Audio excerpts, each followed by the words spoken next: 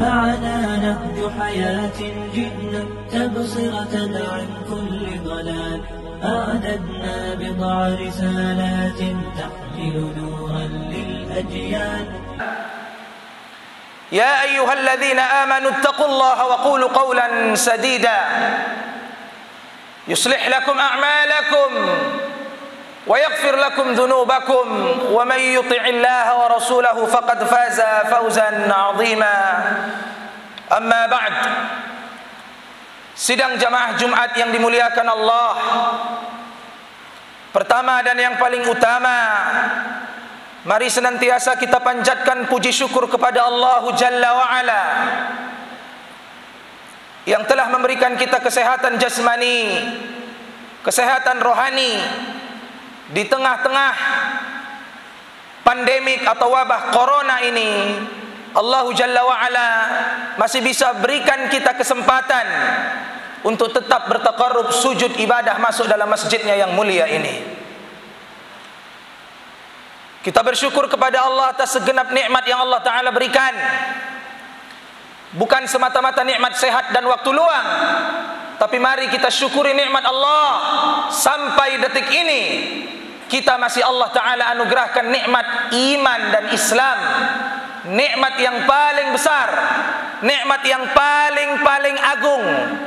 Allah Jalla wa'ala masih istiqomahkan kita pada hari ini sampai detik ini kita menjadi hambanya yang beriman. Sidang jamaah Jumat yang berbahagia, setiap Jumat, setiap pekan kita selalu melaksanakan rutinitas pekanan di hari raya pekanan kita umat Islam, yaitu salatul Jumu'ah, salat Jumat.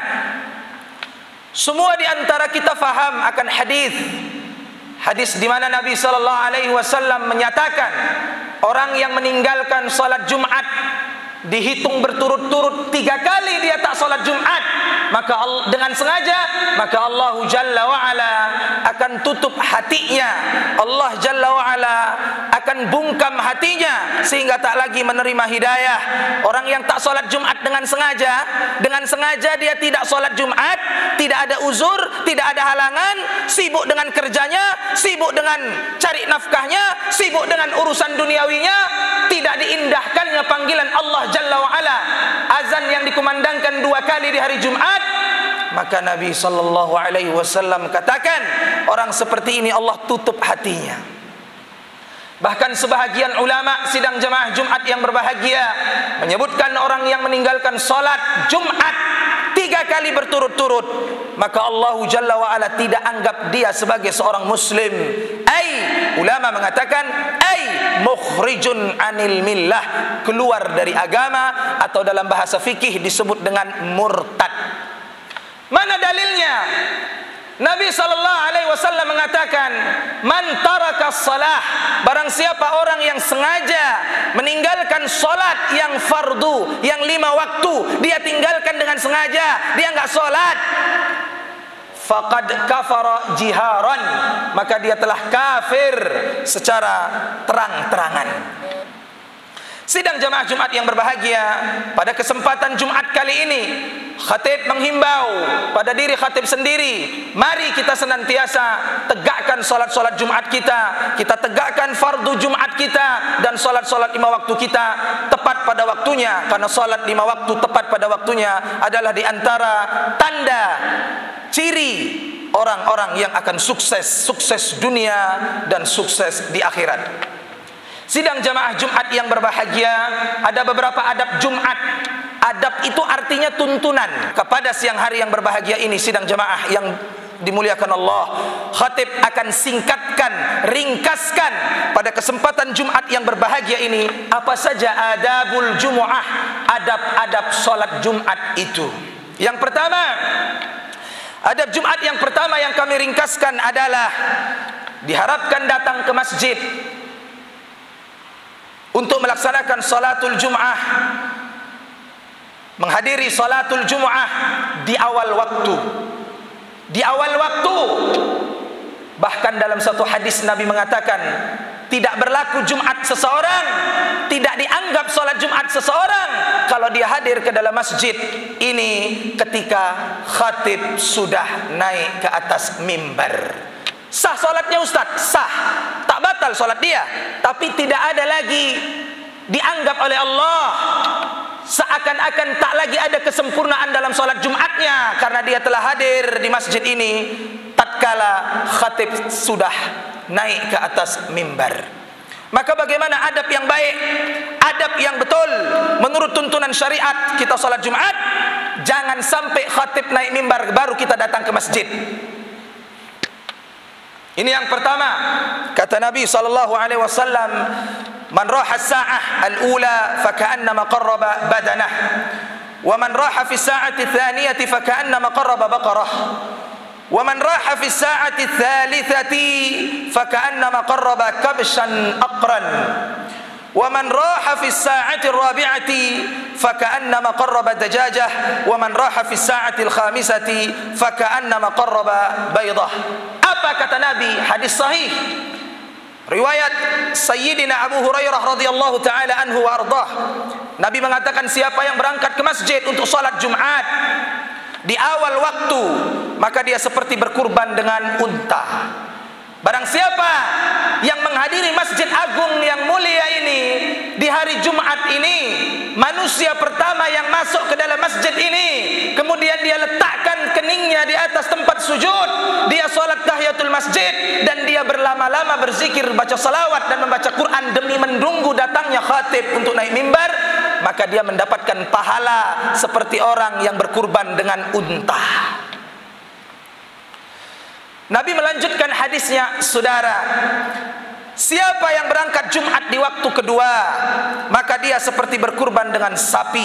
Barang siapa yang berangkat Jumat di waktu ketiga, maka dia seperti berkurban dengan kambing kibas yang bertanduk. Barang siapa yang berangkat Jumat di waktu yang keempat, maka dia seperti berkurban dengan ayam. Dan barang siapa yang berangkat Jumat di waktu kelima, terus dia paling akhir, maka dia mendapat pahala juga, tapi pahala orang yang berkurban dengan dengan telur, kata Nabi sallallahu alaihi wasallam. Sidang jemaah Jumat yang berbahagia, adab kedua apa? Datang dari rumah menuju masjid Allah yang mulia ini dalam keadaan berwudu. Nabi mengatakan, man tawadda'a fa ahsana al-wudu' thumma ata al-jumu'ah fastama'a wa ansat ghufira lahu ma bainahu wa bainal jumu'ati wa ziyadatu 3 ayyam wa man massa al-hada faqad lagha. Barang siapa yang berangkat dari rumahnya mendatangi tempat salat Jumat dalam keadaan dari rumahnya sudah berwudu dengan sempurna, lalu dia duduk dengan tenang mendengarkan khatib yang berkhutbah. Dengar baik-baik, jangan ngantuk yang di belakang, jangan tidur. Siapa yang sholat Jumat datang ke masjid dari rumahnya dalam keadaan berwudu dengan sempurna, sampai di masjid dia tenang mendengarkan khatib yang sedang berkhutbah,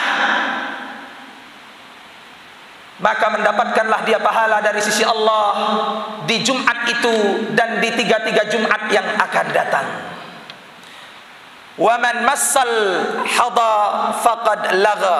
Barang siapa yang bermain-main dengan tongkatnya, maka dia telah dianggap lalai, tidak dapat Jumat. Maksud tongkat di sini, kata Imam Nawawi dalam kitabnya Syarah Riyadhus Shalihin, dalam kitabnya I'anatul Talibin dijelaskan, tidak boleh di dalam Jumat tatkala khatib sedang berkhutbah telah naik di atas mimbar, jamaah, pendengar, makmum bermain-main dengan sesuatu yang dipegang, tongkat, tasbih, biji tasbih, main HP apalagi. Berzikir pun engkau tatkala khatib sedang naik mimbar tak boleh. Ini adab Jumat. Banyak di antara kita tak tahu, sidang jemaah yang dimuliakan Allah. Banyak di antara kita tak tahu. Kemudian apa adab Jumat berikutnya? Mandi di hari Jumat. Sebagaimana disunnahkan bagi seorang muslim mandi di hari raya Idul Fitri atau Idul Adha, maka disunnahkan baginya untuk mandi di hari Jumat sebagai hari raya pekanan bagi umat Islam.